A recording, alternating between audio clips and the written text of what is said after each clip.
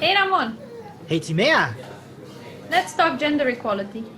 I love the idea. Give me a second. I just got to grab my coffee. I hope you've got yours too. Yeah, right here.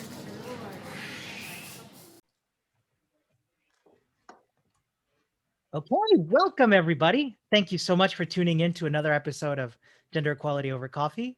I'm joined by Timea I as always, and our special guest today is the very Susanne Leeb. Leeb? How do I Live, yeah, Leeb? I that's got it right on the first completely try. correct. Excellent. welcome. Welcome. Thank you for having me. We So, are so excited to have you on. Sorry, Timmy, I cut you off. I'm very excited. no worries. As we just talked before, we're still learning how to, yeah, make space here. Susanne, I've invited you over today. We've been actually working together for quite some time now. I mean, mostly between our entities, Women Tech Makers Vienna and TU Career Center.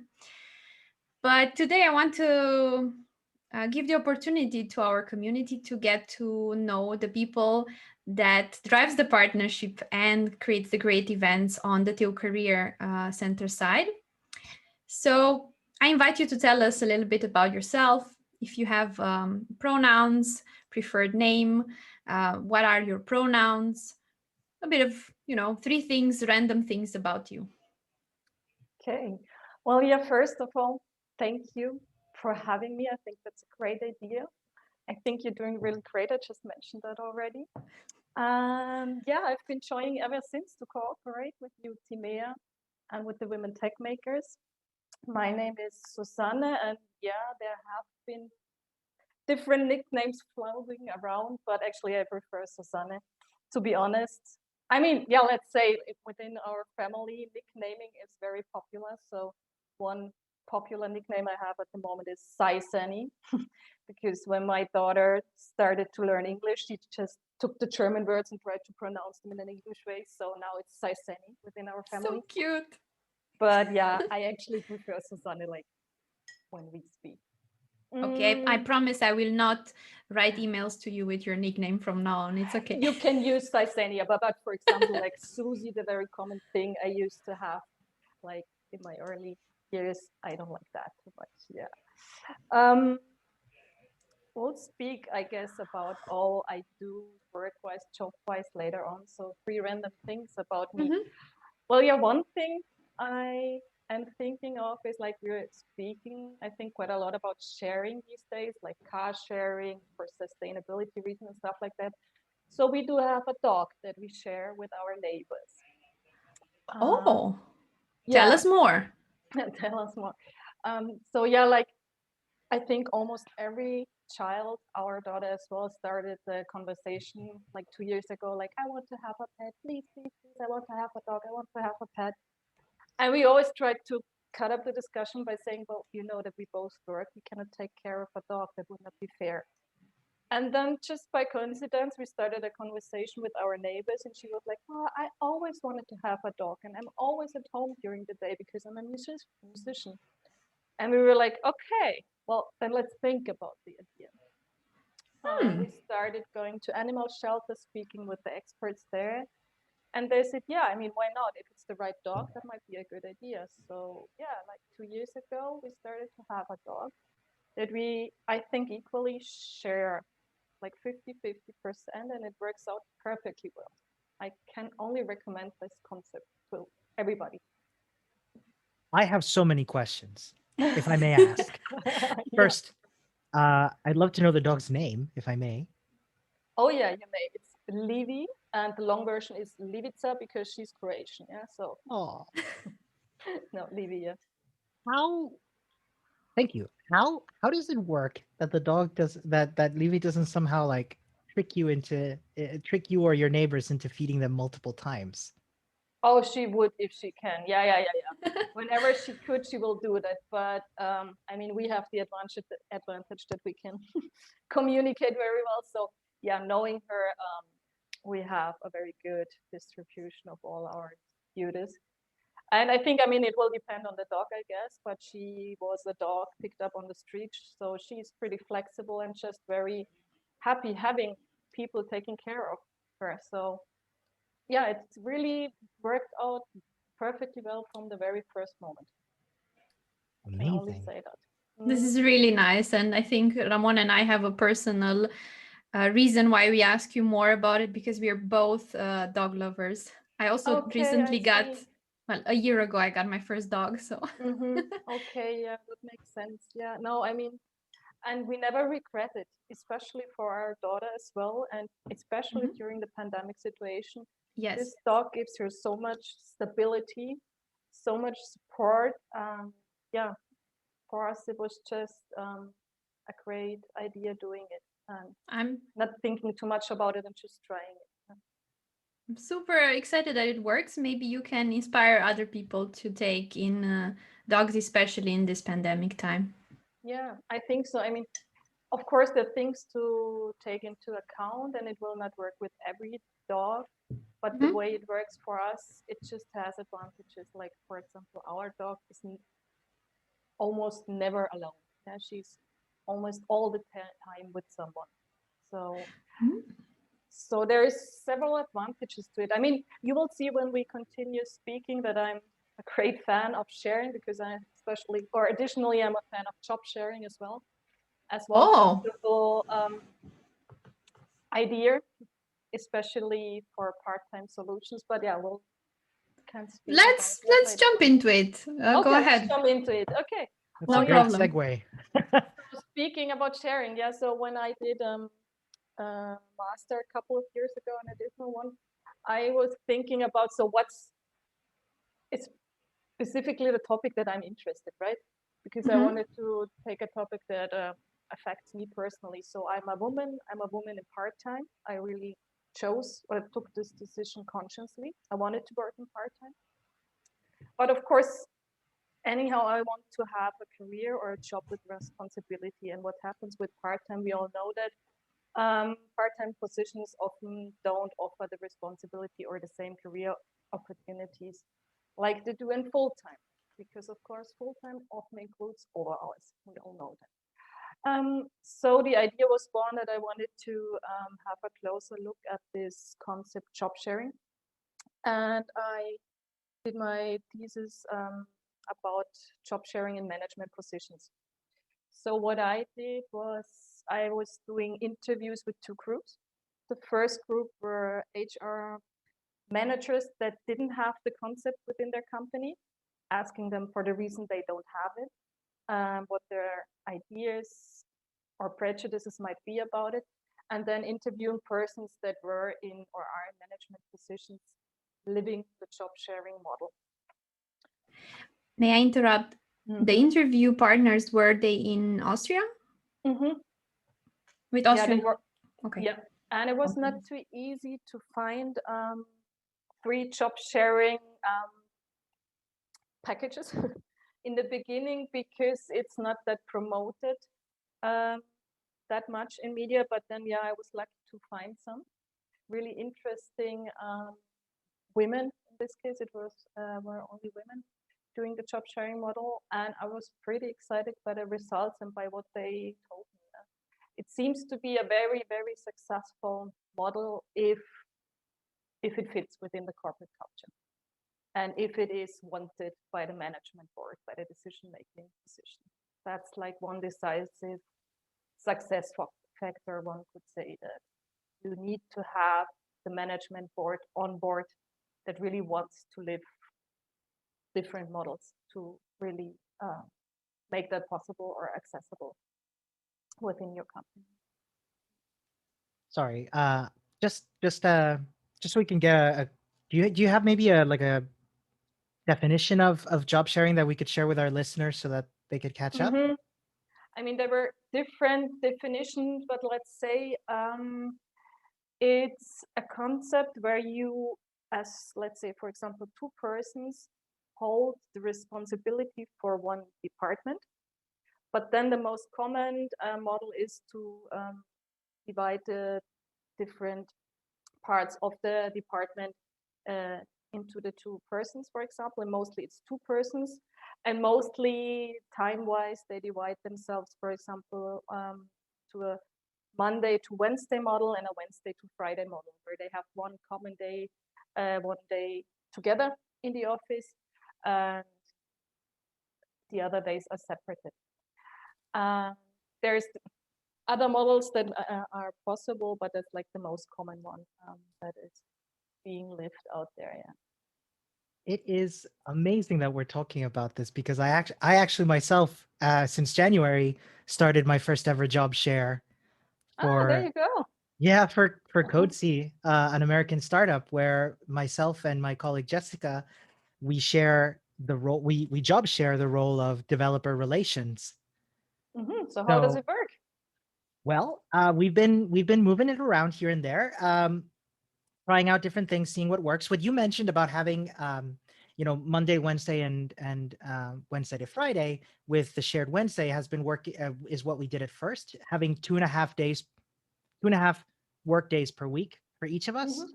Mhm. And once we realized that we needed more time on hand, we switched to have 4 days a week. Mhm. So Monday to Thursday, 5 hours a day, adding up to a half work week, and it's been working really well. I have to say I'm really enjoying it. It's really interesting because what we can do is sort of share, not only share tasks, but also learn from each other. um Jessica has a lot of strategy and outreach experience that she shares with me, and I have more technical experience that I share with her, and of course vice versa. I can share parts of my knowledge in outreach, and she shares parts of her knowledge in tech, and we sort of complement each other in that sense. And it's extraordinary, I have to say. Having worked freelance my entire life, having this option has been really liberating. Yeah. But Yeah, I'm it's so sorry. great to hear. No, no, no, no. I'm so excited to hear that there's other constellations out there. That's really great to hear that work. I mean, it shouldn't be like, I think, the concept for everyone to do that, but it's one possibility to deal with the nowadays working situation. And it just, if you want to do it and if you're flexible enough and if you have the management board in the background, I think it's a wonderful model. As you just said, you have this coaching constellation, right? That you can coach each other constantly. You have the situation that actually 1+1 is not 2, it's more than 2. Because like, I remember I spoke with the managing directors of IKEA in Linz. So they said, like, for example, the one of the two, she was more into the restaurant management stuff, and the other one was more into the whatever interior design or human resources stuff. And they said, see, and with having two persons taking care of the whole management, you have to grip on every topic within our position, not only a couple of topics, because usually you're not interested or specialized in everything. Like you just said, you're more the technical guy and she's more the strategy partner, right? As I understood that. So I think it's a great possibility to deal with, yeah, some job situations, I would say. Yeah, I agree. Yeah. I think this is a very good hint maybe towards of your profession, actually, what you ended up doing after the thesis, right? Yeah, right. I mean, I've had now more than, I think, 15 years of experience in HR. Like, I've always HR. been in HR settings where I was able to develop and set up HR processes and manage them. But then doing this master's, I did this professional training in coaching, and that's what led me to coming to the career center, right? To work daily as a Okay. career coach. Yeah.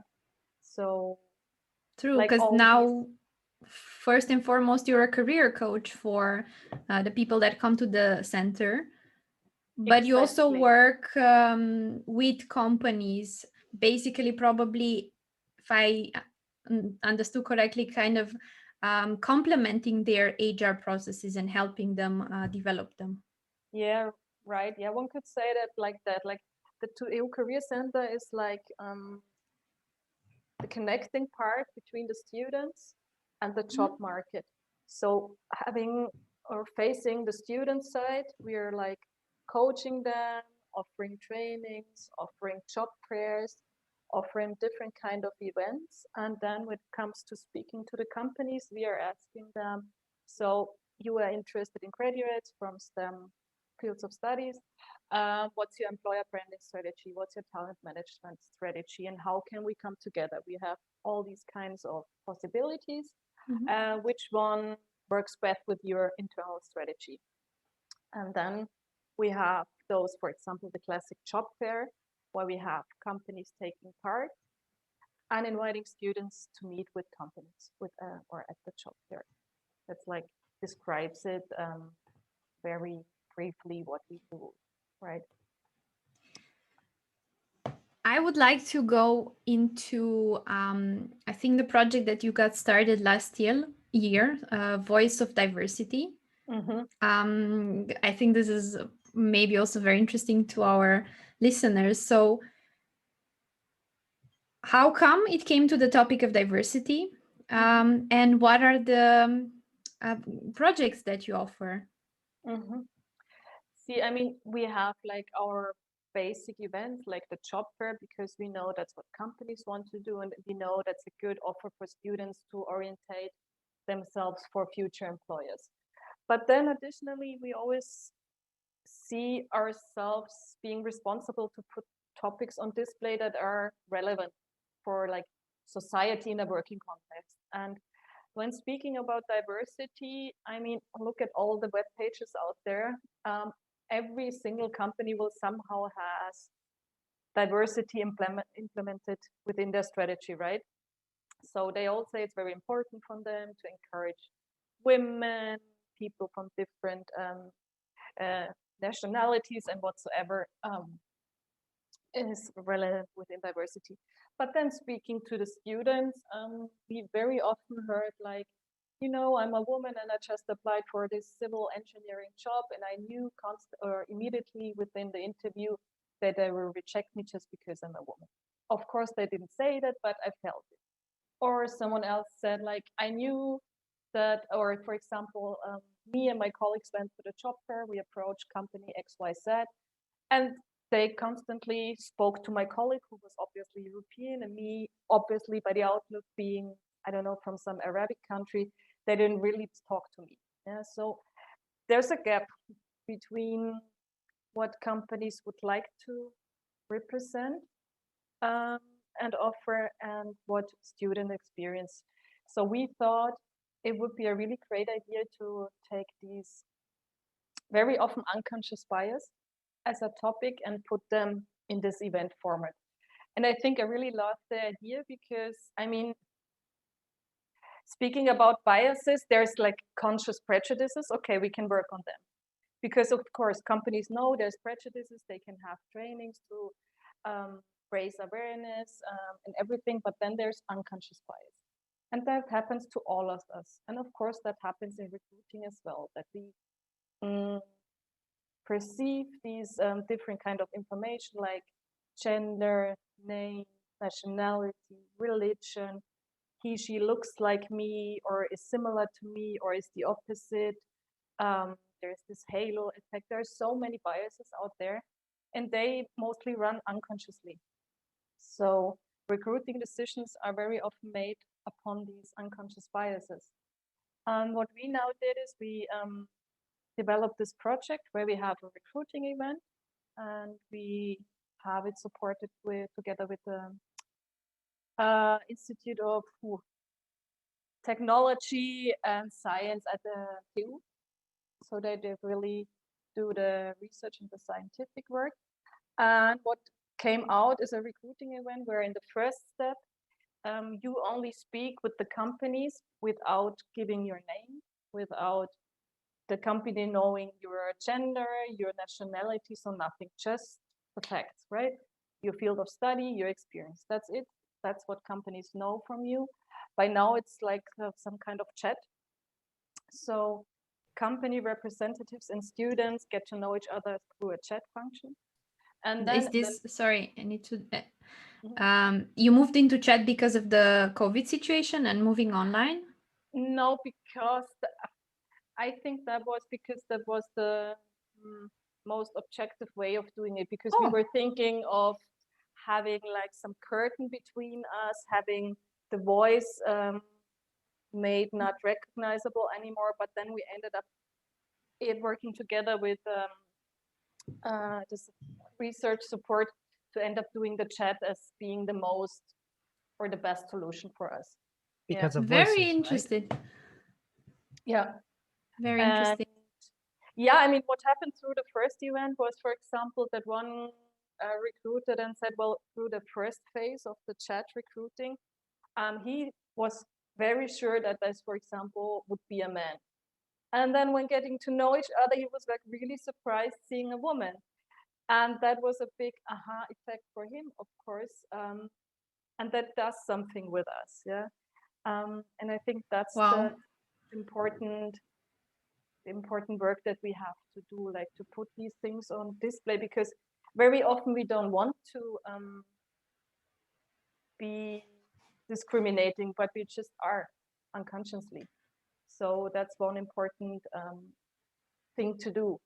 And we're actually repeating this event very soon. So if there's any students out there being interested, I think this time it's especially for computer science students. I'm not quite sure, but I think it is.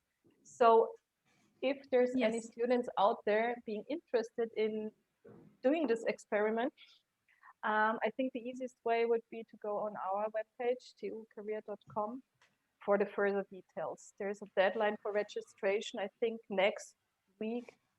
Yes. So yeah, have a look, and if you're interested, go for the experiment. I think it's a good experience. We are gonna make sure to put all the links in the show notes. I think that's what someone wants to say. And also this week when we will air this podcast in a few days, but by then we will already have promoted the event on our channels. Oh, great. And I think indeed what I understood, the audience is mostly for tech, the tech industry. So if there are any people, actually tell us, is it only for students or is it also other young professionals or? I mean, yeah, why not? I'm not quite sure. I'm not in the lead of this project, but thinking of it, yeah, why not? Yeah, it might be that I'm saying I'm not quite sure because I didn't have the conversation or the briefings with the companies, so I don't know what their expectations are, but I'd say they should go for it. Yeah. In the target message it says students at TU, but if there is somebody looking for an IT job and really need some help, I think they can contact you anyway. They can contact us anyway. Yeah, that's what our mission is, right? To accompany or to support young people entering the job market, to get orientation for their career planning.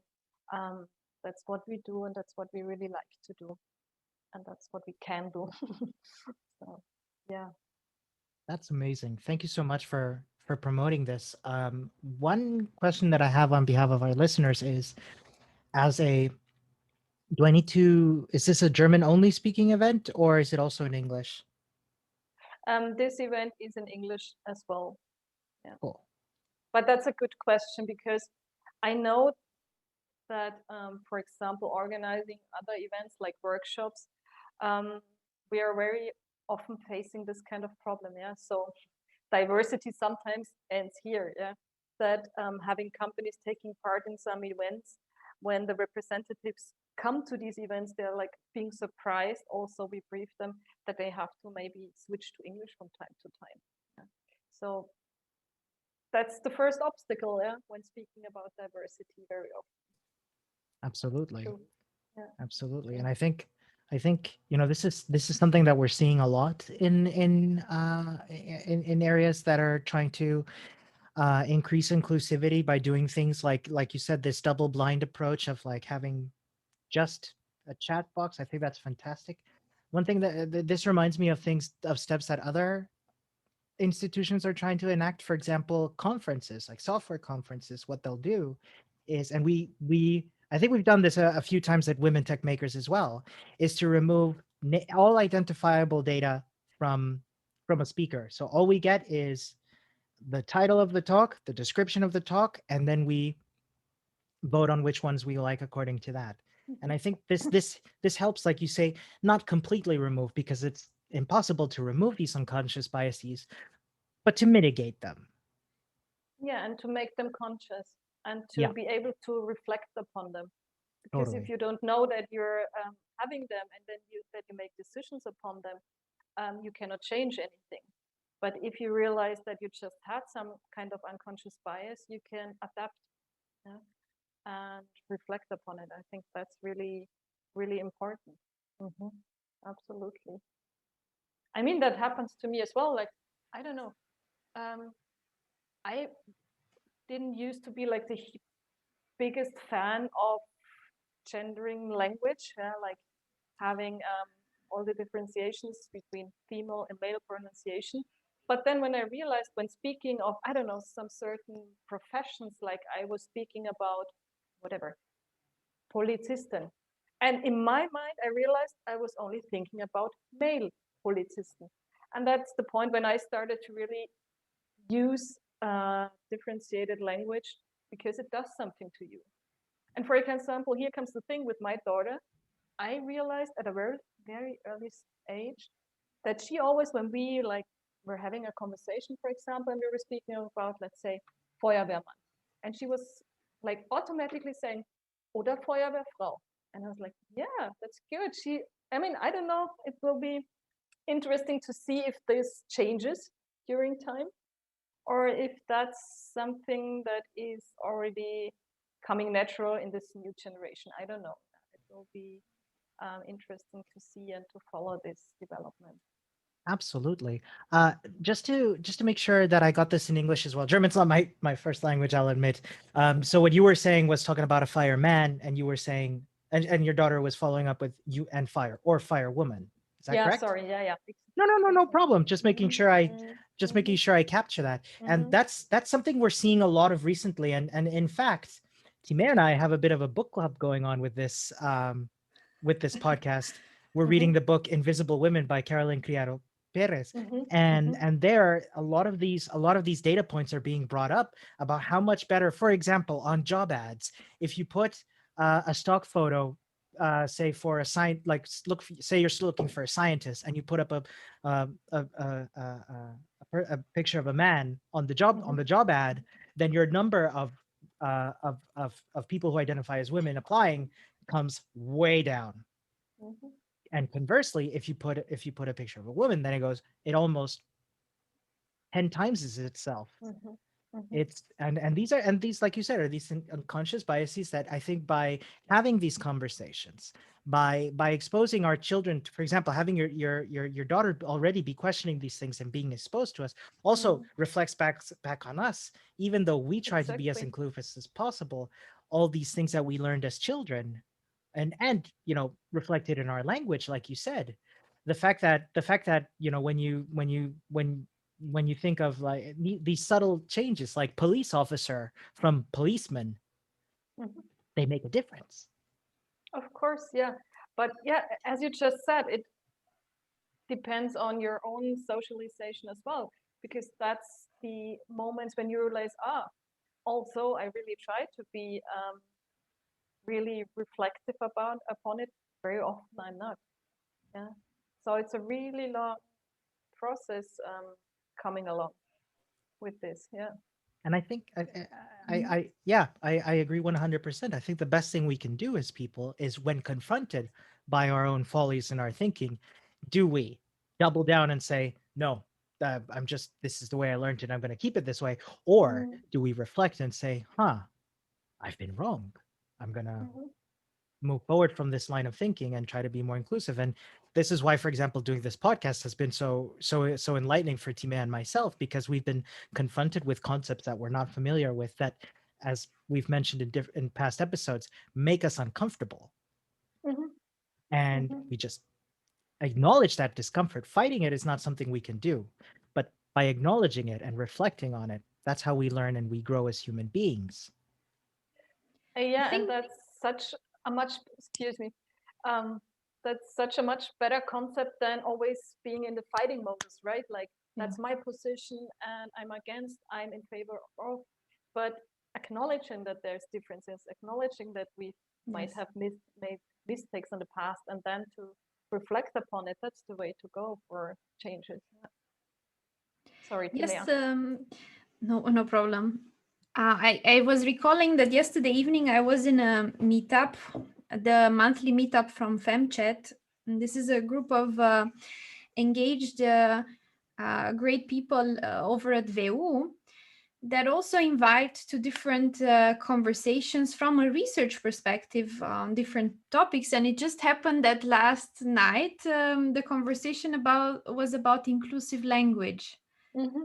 Um, and there were two different point of views presented, and yeah, I had to realize that there are still people that out there um, don't really I well I don't they don't agree basically with binnen e, with star, with doppelpunkt writing, to try to add somehow gender discussions to the words we use in German, because well, that's the German language.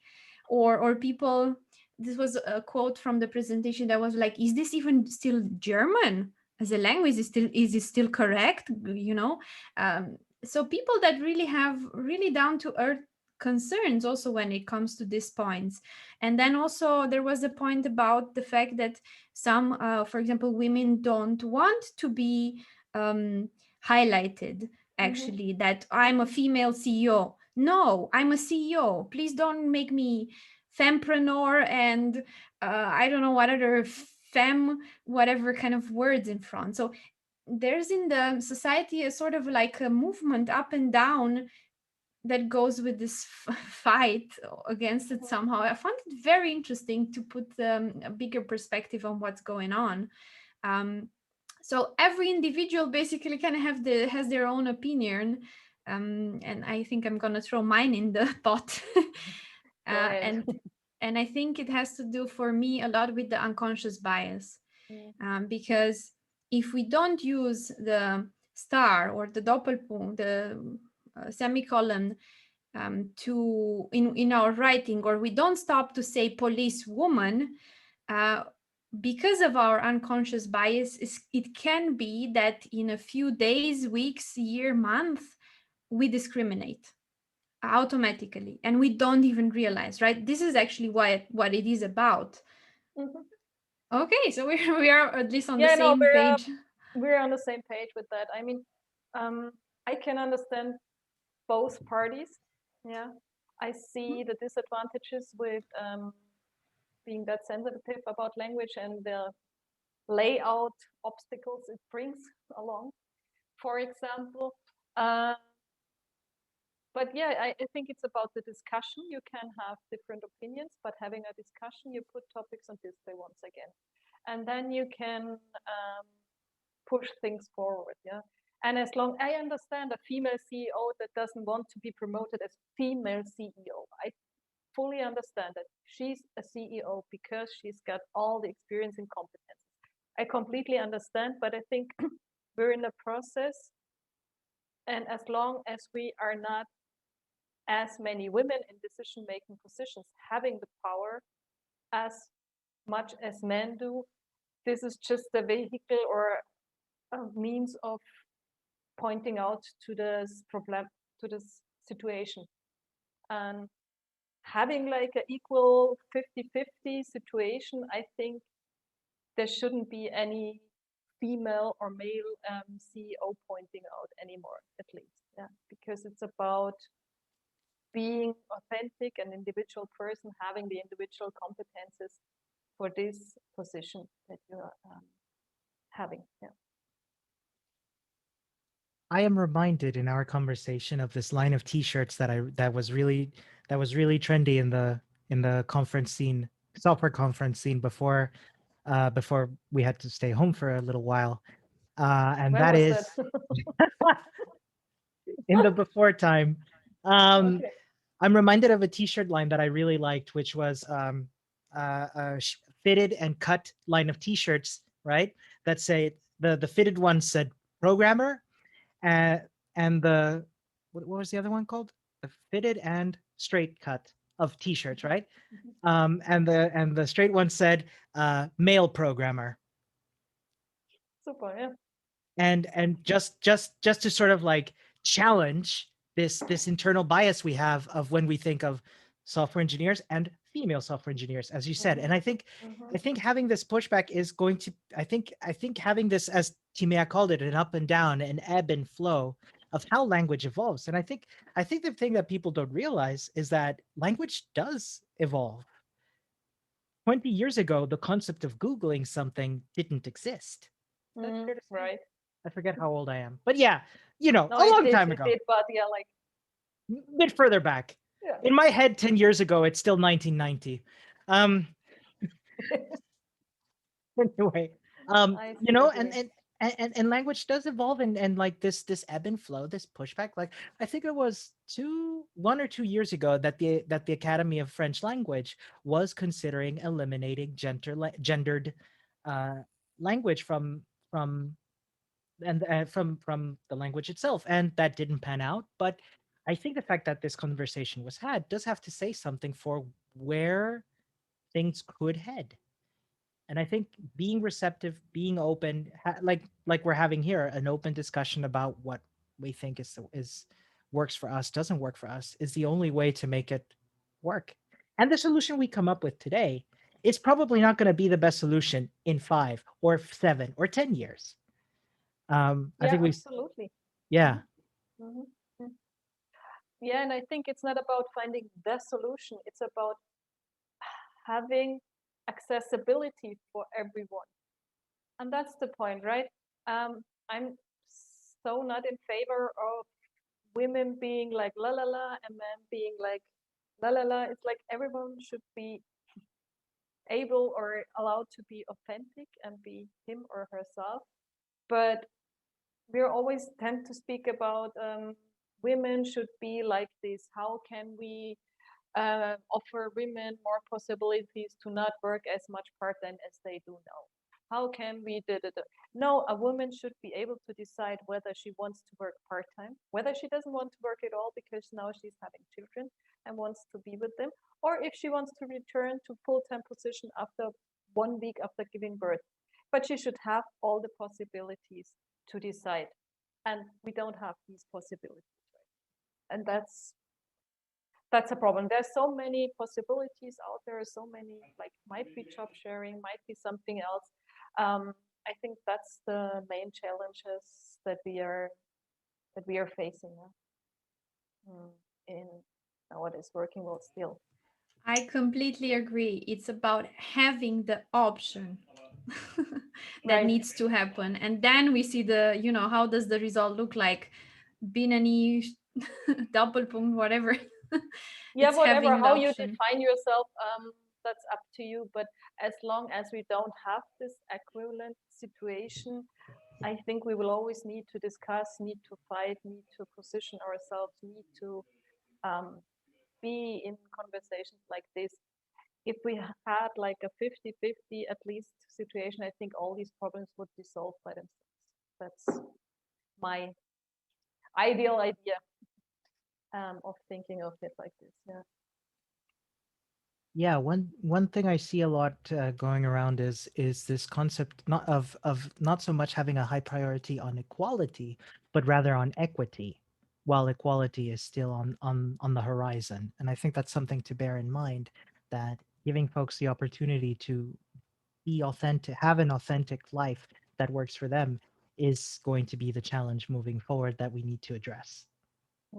Yeah, I totally agree. Absolutely. Well, I realize that I could talk about this stuff all day, but I also want to give you an opportunity to also platform your other projects you're working on, Susanne, at the TU Career Center. What other projects and events are you working on? Yeah, I'd love to share that. I mean, um, being a student, graduate, or just coming from like the STEM field, if you think of your career orientation, or you're planning your entering the job market or changing a job, all these topics around career and job planning services, think of us. We're offering all kinds of counseling and coaching, training settings that you can think of, and we're all coming, as all that we are working in counseling, we are all coming from HR background, so we know what we are talking about. Maybe that's important to know as well.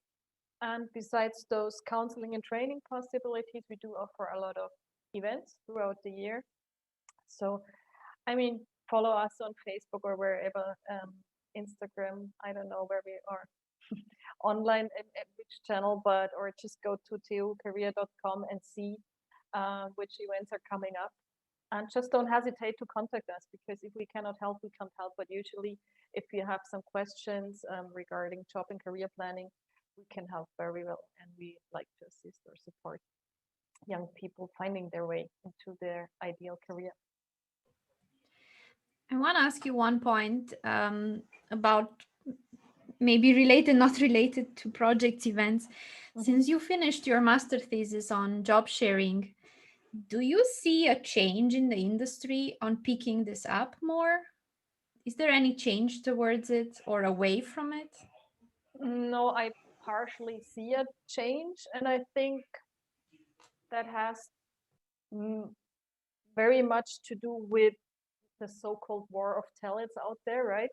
I mean, companies, if they don't have to, if they always have enough applications coming in, they choose the easiest way, because that's how a system works. Yeah, it always chooses the easiest way to structure and organize itself. But seeing that there's not enough applications coming in, that there's, especially in STEM, right?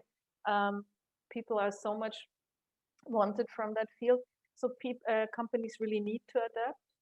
And of course, I mean, recruiters or people in HR or single persons within the companies always wanted to adapt and wanted to offer different working models, because of course they knew the woman that then went for maternity leave and wanted to come back and just couldn't into her former position, because that would have asked for full-time plus extra hours.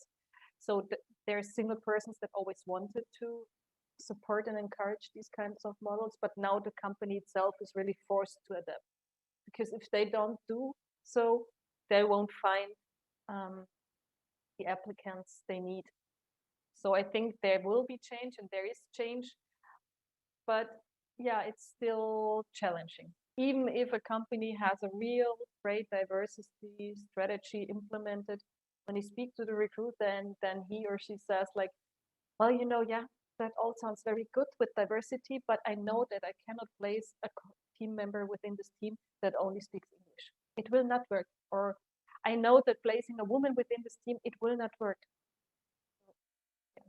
It's still a lot of At least challenges they're out realistic.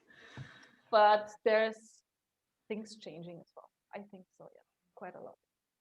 Especially with all the young people entering the job market that are, I think, more self-confident, knowing much better what they want and what they don't want, that drive things as well to a better outcome. Wow. So, thank you for the analysis on that aspect. I'm looking ahead to see what happens further. I know there's a company in Germany that focuses on trying to place this shared job kind of people. That was exciting to see happening. Now, if there is a market for it, I just don't know, especially in Austria, if it's open yet to this or not.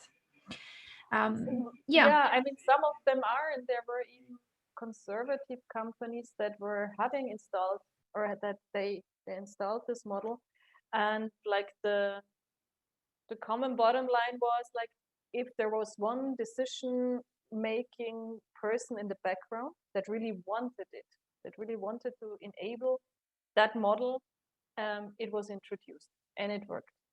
If you don't have the management in the background supporting, a certain strategy or model or whatever, it will never work out. I think this is in general with most topics, Exactly. especially in diversity and inclusion. Exactly. Yeah. Absolutely. Thank you for your thoughts on the topics. I have a personal interest on these matters also because of what I'm, doing in the startup. I know. Let's get back to our podcast, I suppose, which we've been at it for a while now. So we always like to ask towards the end of the recording if you have any favorite I don't know, resources in some way, book, person that you follow, events, podcast, anything. If you would like to give a shout out to anything that anyone who inspires you on your path. I've been thinking about it. I mean, I think there is many out there, but I think it always depends in which kind of niche you are at the moment. I mean, there's like networks for women generally, but then of course there's networks for women, young women, for example, entering the job market. Like for us, we are in a lot of HR communities. Yeah. Or me personally, I'm listening to a lot of coaching podcasts just because I like to. So I don't know if there's one specific one. I mean, like podcasts like you do are really great, I would say. Then what I realized throughout the last year, there's a lot of coaching offers online at the moment that are for free. So there's so many interesting trainings and workshops for women doing the career planning, for people wanting to start their own business. There's so many possibilities out there. That's something that I really enjoy and that I would really recommend to do some research and then, yeah, just be in the network that suits you best for your life phase. And that might change throughout the time, I would say. That's wonderful. Do you have any names of podcasts or communities that you'd like to name drop here, and we can share with our listeners, or maybe share them later and we can put them in the show notes? Yeah, let me have a look at my Spotify podcast list and I'll share with you later on, because I'm like the switching type between all coaching podcasts that I'm listening to, and I'll make sure that I get some that I would really recommend. Sounds fascinating. Thank you. But yeah, maybe wait, I got to find it. Yeah, it's here. That's something if you ever plan to maybe thinking of a new career, because I think having a wonderful or good career is more than knowing what your technical interest in. That's a book that I can really recommend. It's Working Identity. I'll send you the link. Yeah, that's a really nice book because it describes very well the process of how you can reinvent your career, how you can self-reflect on your interests, what motivates you, and how you can get going. That's something that I really enjoyed reading, for example. That is excellent. Thank you so much. Well, Susanne, it has been an absolute pleasure. Thank you so much for coming on. How, if I wanted to get in touch with you or get in touch with the TU Career Center, what's the best place for me to go? If you want to get in touch with me regarding counseling or coaching, it would be best to write to beratung@tucareer.com. If you want to just get in touch with me, you can contact me, for example, by email or by my LinkedIn profile, which you will find very easily. Excellent. Well, again, it's been wonderful. Thank you so much. And thank you. That's a really nice format that you established. We're honored to hear that. Figuring it out as we go. Yes, learning while doing. That's the way to do it. Jumping in the cold water. Yes, have a wonderful rest of the day and keep in touch. Yeah, we certainly will be in touch. Bye, everybody. Okay, bye. Thank you. Bye. Are you on the forefront of gender equality? You are invited on our podcast. That's right. Or maybe you know somebody that we could have a chat with on gender equality. You should totally get in touch with us. We're on Twitter at gendercoffee, or any of the other contact methods on our show notes. We would love you to get in touch and for us to have a chat.